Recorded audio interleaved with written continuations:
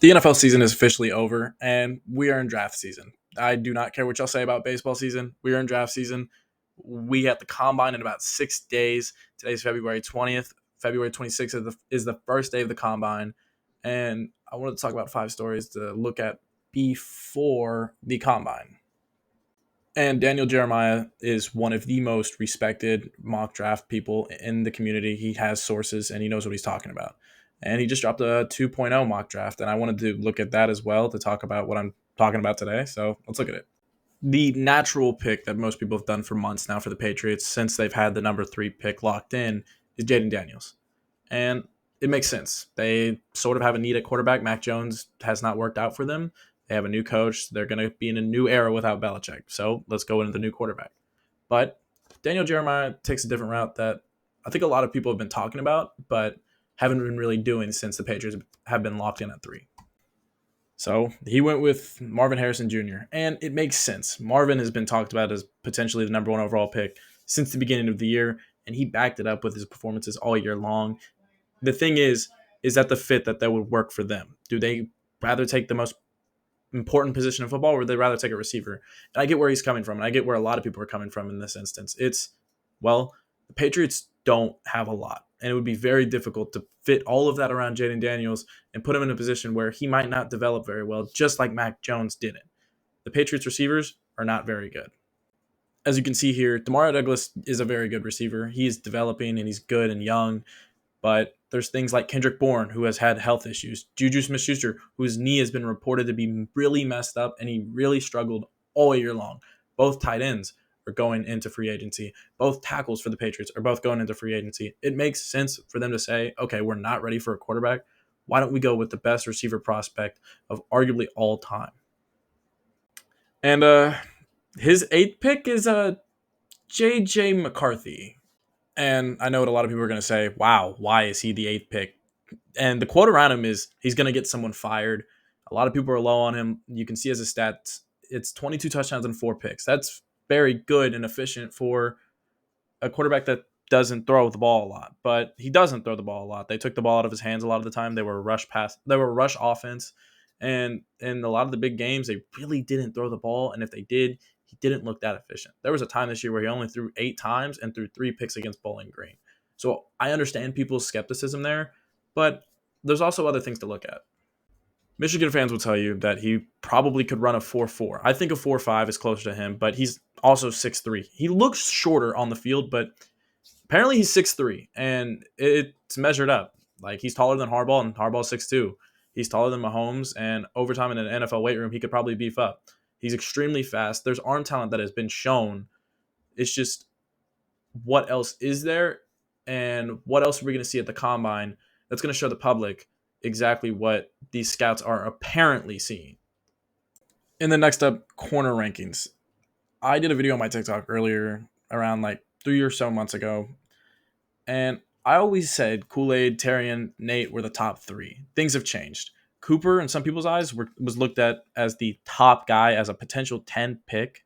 And, you know, he's sort of fallen on some mocks now. I could see Nate rising up throughout the combine process. There are talks that he has insane athleticism that is going to be shown. Terrian is the most like raw prospect that has come through in his last year, but people think he has sky high potential. Like, out of everyone, people think he has sky high potential. Kool-Aid has been falling to lower in the first round, and some people put second round at this point in the year. Now, we don't know. Kenyon Mitchell, someone else I talked about a few months ago, I really like his talent. He's right there at the top of the prospects. And on some mocks, he's even being moved up to the 10 to 20 range with Nate and Terrian. And then edge rankings. Latu feels like the most upside for anyone in this draft because of how quick, strong, and how much pass rush moves he really has. But there's obviously injury concerns. He's medically retired twice. He had to transfer schools to even be able to have a chance at playing football again. And if this is something to look at in the combine, because if he gets the green light on an injury status, he might be the first edge off the board. Obviously, there are talks Dallas Turner goes 8 to the Falcons at that J.J. McCarthy spot, or the Bears with him, or Latu. Jared Verse, there are going to be people that like him a lot more simply because of strength. And NFL analysts, prospect scouters love strength as a trait more than anything else because strength is something that transfers to the NFL level. There are guys like Chris Braswell that have fallen a little bit and looked at it as the second round now. There are guys like Chop Robinson who have been looked at as the second round now with for high upside. Just he's so raw as a prospect. No one knows if he can actually translate to the NFL level. There's Braylon Trice, who has performed really well all year. That could be a guy that people snatch in the 20s that could definitely be a steal. But you're going to see Dallas Turner, Latu, and Jared Verse all be the three most talked about. They've been it all year, and the injury concerns are there for Latu. Dallas has always been talked about, and Jared, I think, is going to rise up.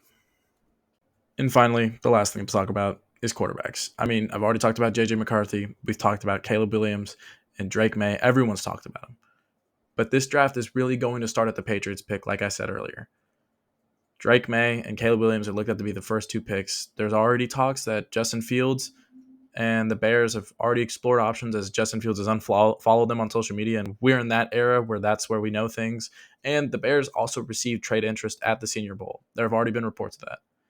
The Commanders are going to look at taking a quarterback. It's simple as that. The Raiders also are looking. The Vikings are looking.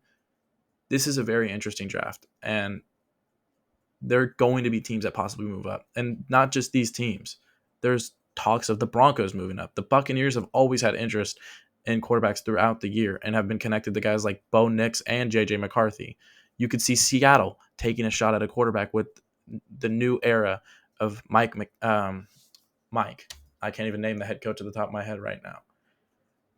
There's going to be a lot of movement and interest in quarterbacks in this draft. Caleb and Drake have insane upside, same as Jaden. And JJ could have some really unexplored, untapped potential there. We're just going to have to see. I am really excited for the combine, and this is probably setting up to be one of the best offensive drafts we've had in a long time.